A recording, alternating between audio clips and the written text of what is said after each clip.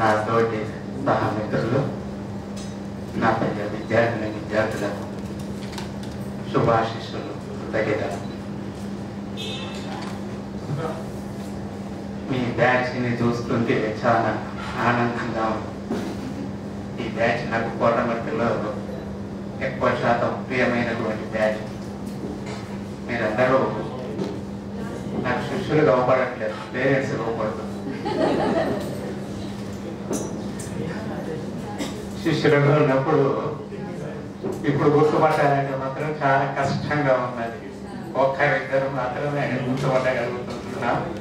ఎక్కువ శాతం గుర్తుపట్టలేకపోతుంది. ఎందుకంటే మీరు అందరూ పెళ్లిళ్ళు అయిపోయినాయి, పెళ్లి చేశారు, అమ్మమ్మలు అయిపోయింది కాబట్టి చాలా సంతోషం. ఈ యొక్క ప్రోగ్రాంను చక్కగా ఏర్పాటు చేసుకున్నందుకు ఇది ఒక అమూల్యమైనటువంటి ఘట్టం. విద్యార్థి దశలలో ఎన్ని చేయాలో అన్ని చేస్తారు. మంచి చేస్తారు, చెడగొట్టేది చేస్తారు, ప్రతిదీ ఉంటుంది. కానీ ఒక స్టేజ్ స్టూడెంట్ నుంచి ఒక జాబ్ ఒక పేరెంట్గా వచ్చిన తర్వాత ఎన్ని బాధ్యతలు ఉంటాయని అంటే అన్ని బాధ్యతలు ఉంటాయి, చెప్పతరమని బాధ్యతలు. కానీ ఆ బాధ్యతలలో కంపల్సరీగా మన బాధ్యతను మనం నిర్వర్తించుకోవాలి అని అంటే కొన్ని మనకున్నటువంటి ఈ రోజులలో కనుక చూసుకున్నట్లయితే విద్యార్థులు టీచర్స్కు ఏ ఒక్కరు కూడా అనుకూలంగానైతే లేరు. పేరెంట్స్ కూడా ఆ విధంగానే తయారైపోయారు. ఒక పిల్లవాడిని చిన్న దెబ్బ కొట్టిన మాట అన్నా కానీ పేరెంట్స్ ఎంతనంటే పిల్లవాడికి దెబ్బ తగిలిందో తగలేదో కానీ పేరెంట్స్ మాత్రం బహుగా దెబ్బ తగులుతుంది. కానీ మీరు చదువుకున్నటువంటి ఆ దినాలు కనుక చూసుకున్నట్లయితే ఒక విద్యార్థిని ఒక టీచర్ కొట్టలేదు అనేటువంటి టీచర్ అయితే ఉండడు, దెబ్బ తినలేదు అనేటువంటి స్టూడెంట్ అయితే ఉండదు. కానీ ఆ దెబ్బ ఈనాడు మీకు జ్ఞాపకం వస్తుంది. ఆ రోజు కొట్టినటువంటి దెబ్బ ఎందుకు కొట్టిండు, మా జీవితానికి ఎందుకు ఆ నాన్న తిట్టుకుని ఉండొచ్చు. నన్నైతే చాలా మంది తిట్టుకొని ఉంటారు కొన్ని విషయాలలో, వేరు విషయములలో సమయానికి రాకపోయినా మిగతా విధంగా ఉంటే వాటి విషయంలో అంటే ఒక గురువు ఆ రోజు ఆ కొట్టినటువంటి దెబ్బ వారి జీవితాన్ని మార్చేస్తారు. చిన్న ఉదాహరణ ఏంటంటే, నేను 6th క్లాస్ చదువుకునేటప్పుడు నాకు సోమిరెడ్డి సార్ అని సూర్యాపేట మధ్యరాల వాళ్ళది, సూర్యాపేట హెడ్ మాస్టర్ ఉండేది. యూపీఎస్ ఇంగ్లీష్ సబ్జెక్ట్ చెప్పేది. ఊర్లలో ఉండి తినేటందుకు తిండి లేక సరిగా బడికి పోక వ్యవసాయం చేసుకుంటూ ఉండి ఆ ఇంగ్లీష్ రాకపోతే ఆయన కొట్టేటువంటి దెబ్బలకు నేనైతే ఎంత తిట్టుకునేదో అంటే అంత తిట్టుకునేది, విపరీతంగా తిట్టుకునేది. అదే గురువు నేను ఒక జాబ్కు వచ్చిన తర్వాత మేము సన్మానం చేసేటప్పుడు ఆ గురువు పాదాకు వందనం చేస్తుంటే నా కళ్ళ పొట్ట పట పట పట పట నీళ్లు కాయ. ఆయన కొట్టినటువంటి దెబ్బ నా జీవితాన్ని మార్చేసింది. అదే రెండవ ఘట్టము, నా కజిన్ నల్గొండల జాబ్ చేసేటప్పుడు నేను ఇంటర్మీడియట్ చేసేటప్పుడు వ్యవసాయం అది చేసి సరిగా చదువుకోలేదు కాబట్టి అక్కడ ఆయన చేసి 4 గంటలకు లేచేది. 4 గంటలకు లేపేది, జానయ్య లేవు అనేది. ఈయనకేం పని పట్లేనట్టు మీకు నన్ను లేపుతా ఉంటుంది. అయినా కానీ బలవంతంగా లేపి కూర్చోబెట్టి చదివించేసేది. ఆ రెండవ ఘట్టము ఆయన యొక్క ద్వారా కంప్లీట్గా నా జీవితం మారిపోయింది. ఇవాళ ఎప్పటికీ కూడా ఎక్కడ జరిగినా కానీ ఏం చెప్తానంటే, మమ్మల్ని నాకు ఆత్మీయ తల్లిదండ్రులు అని చెప్పుకుంటాం. మా అన్న, మా వదిన, మేనవదిన వాళ్ళు ఒక పాస్టర్గా పనిచేసేది. వారిని ఏం చెప్పుకుంటున్నట్టు ఎక్కడ జరిగినా కానీ నాకు కన్న తల్లిదండ్రులు నన్ను ఎంత చదివించలే, కానీ నా ఆత్మీయ తల్లిదండ్రులు అని చెప్పుకుంటాం. అంటే విద్యార్థికి ఉపాధ్యాయుడికి ఉండేటువంటి అనుబంధము అంత గట్టిగా ఉంటుంది చదువు విషయంలో. ఏ ఉపాధ్యాయుడు ఒక టీచర్ను మందలించినా కానీ ఆ విద్యార్థి నా కుమారుడు నా కుమార్తె అనేటువంటి జయమే పిల్లల మీద ఉండదు, అన్న పిల్లల మీద ఉండదు.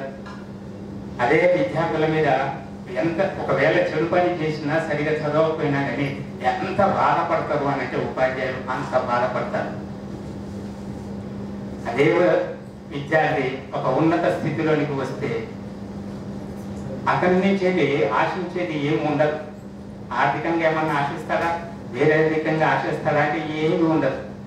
ఏం చేస్తాడు, తనకున్నటువంటి మనసు ఎట్లా ఉంటుందంటే దాన్ని లెక్కించలేనంత ఎత్తైనటువంటి స్థితిలో అంత ఆనందపడతారు. కొంతమంది విద్యార్థులు అందరూ ఒకటే క్లాసులో ఉంటారు కానీ అందరూ చదువుకోలేరు. కానీ కొంతమంది పిల్లలు తల్లిదండ్రులుగా టీచర్స్ చెప్పినా కానీ వినటువంటి వాళ్ళు ఉన్నారు.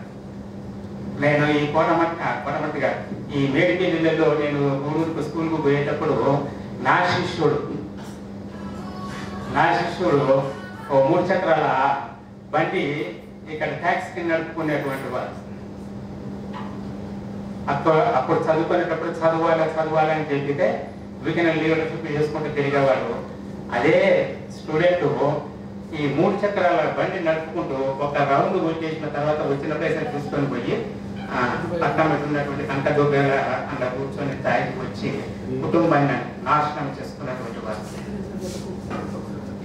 ఎంత బాగా అనిపిస్తుంది అని అంటే తల్లిదండ్రులు చూడలేకపోయి ఉండొచ్చు, వాళ్ళకు ఉంటుందో ఉండదో కానీ అదే ఒక గురువుకు అయ్యో నా శిష్యుడు ఇంతగా దిగజారిపోయింది అనేటువంటి బాధ ఎంత బాధ ఉంటుంది.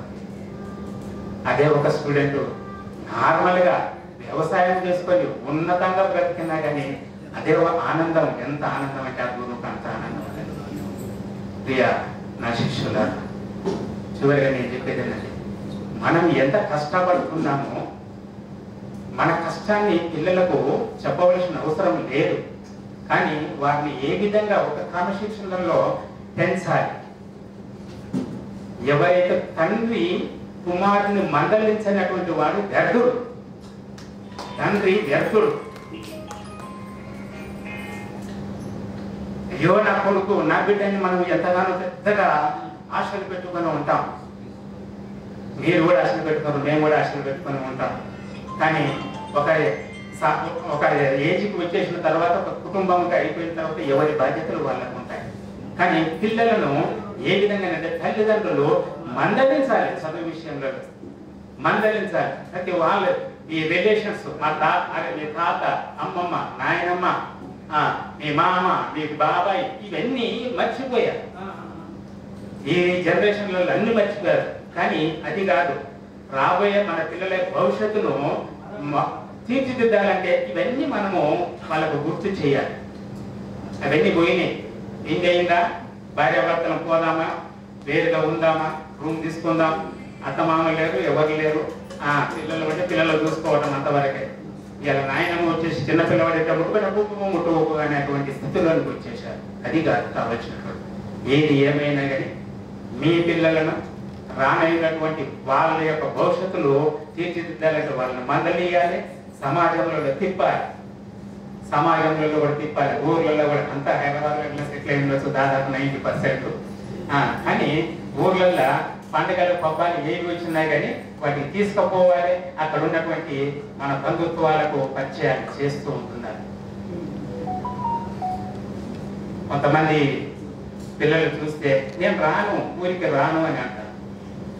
ఎందుకు అని అంటే ఏముంటుంది అంత గడ్డీసుగా అక్కడ, నేను రాను. అవన్నీ ఏదో చెట్లు చేమలు బజార్లో బాగుండవు, పాయకాన్ పెట్టి సరిగా ఉండదు, ఇది ఉండదు, అది ఉందని వంట పెట్టి పిల్లలు అస్సలు మారం చేసేసి పోకుండా ఉంటున్నారు. అది కాదు, మన మొదటి నుంచి మన పిల్లలు మన స్థితి ఎంతో మనకు ఆ పిల్లలకు నేర్పించాలి. దాన్ని బట్టి వారి జీవితము ఒక ఉన్నతమైన మన స్థితి ఈ విధంగా ఉన్నది. మన పిల్లలు ఇంతకంటే ఉన్నతమైనటువంటి స్థితిలోనికి పోవాలనేటువంటి ధ్యేయంతో మీరు మీ పిల్లలను కూడా భవిష్యత్తులలో ఉన్నత స్థితిలోకి తీసుకురావాలని, రెండవది కూడా మనమే కాదు మన తల్లిదండ్రులను, అత్తమామలను కూడా ప్రతి ఒక్కరిని ప్రేమించాలి, వారిని గౌరవించాలి. అప్పుడే సమాజానికి రానైనటువంటి సమాజానికి ఉపయోగపడుతుంది. సంస్కృతి, భారతదేశ సంస్కృతి ఎంత గొప్పది అని అంటే అంత గొప్పది. ఏ ప్రపంచంలో ఎక్కడా లేదు ఈ సంస్కృతి.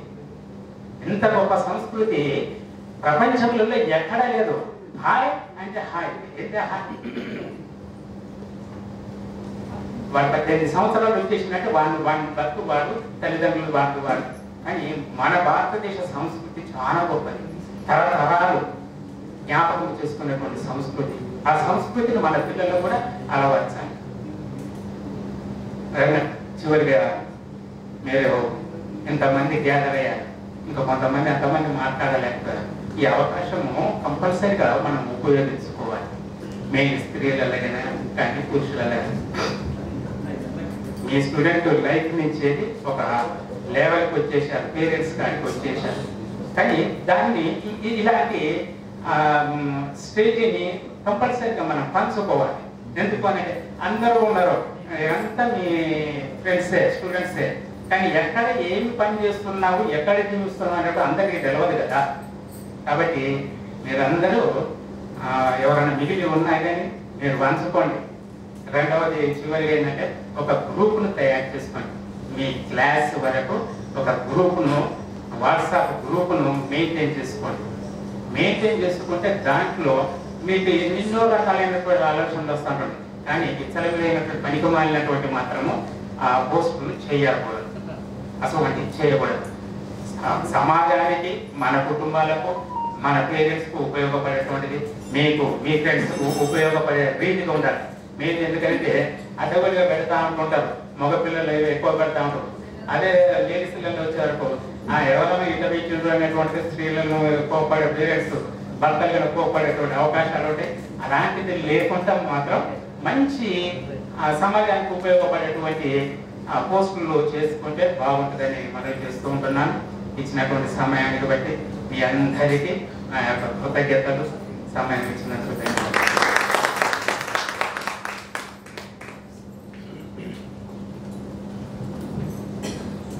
ధన్యవాదాలు సార్, మీ అమూల్యమైన సందేశాన్ని ఇచ్చినందుకు. తర్వాత ప్రాథమిక స్థాయిలో మనకు విద్యను బోధించిన వెంకటేశ్వర సార్ గారిని మాట్లాడవలసింది.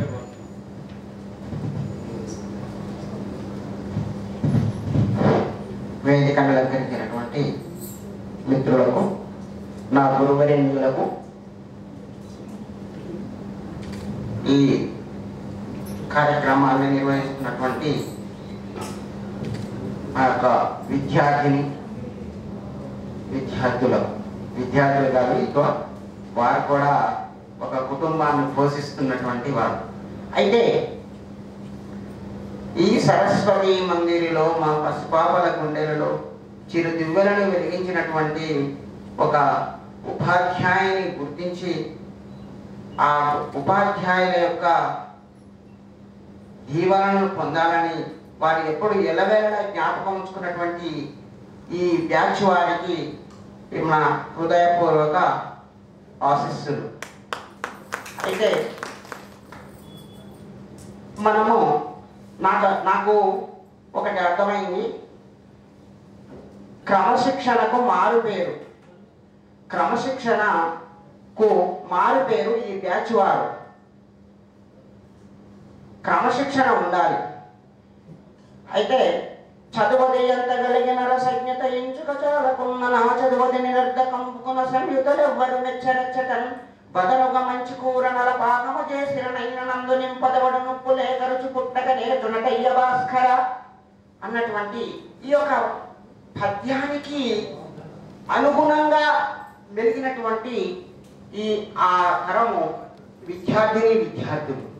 అయితే వారు చెప్తున్నటువంటి ధోరణి చూస్తే వారు ఒక పేరెంట్స్గా తయారై వారి యొక్క పిల్లలకు కూడా ఇలాంటి క్రమశిక్షణలో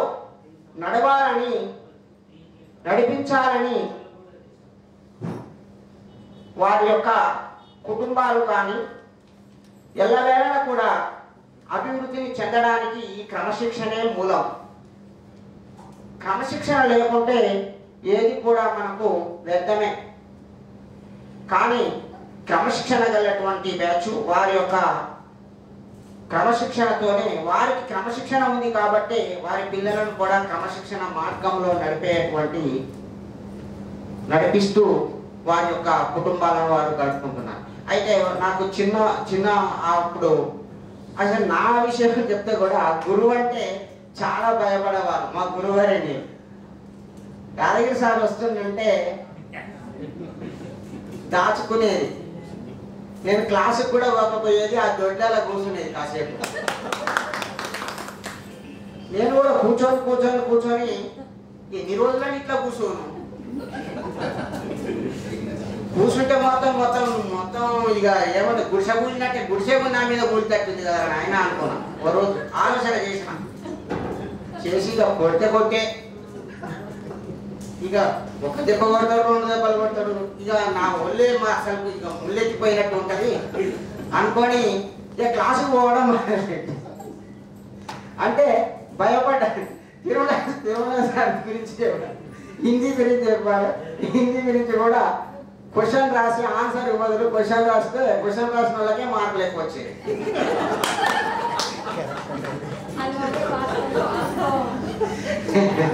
నేనేం సార్ నేను మంచిగా రాసిన సార్ అని నేను పోతే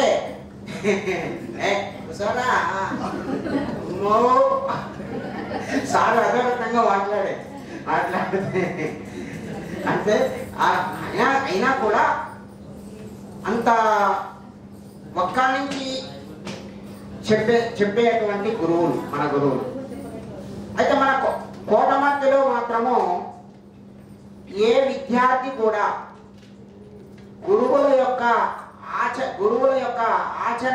ఆచరణను ఆచరించి గురువుల యొక్క వారు విద్యాభ్యాసాన్ని తూచా తప్పకుండా ఆచరించినటువంటి వారు కాబట్టి ఈ స్థాయిలో ఉన్నారు.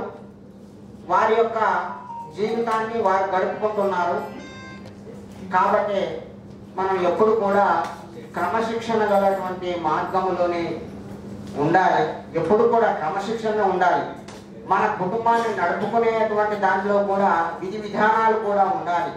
ఈ అన్నిటికీ మూలము ఈ క్రమశిక్షణే, అన్నిటికీ మూలం. కాబట్టి మీరందరూ కూడా సదా ఎల్లకాలము అభివృద్ధిని సాధించాలని కోరుకుంటూ ముగిస్తాను. Thank you sir.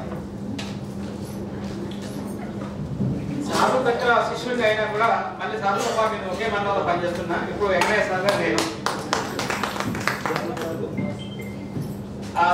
సాధనట్లు చాలా ఒక పద్యం చెప్పిండు. చదవది ఎంత కింద సంఖ్య ఎంత ఇంచుక చాలా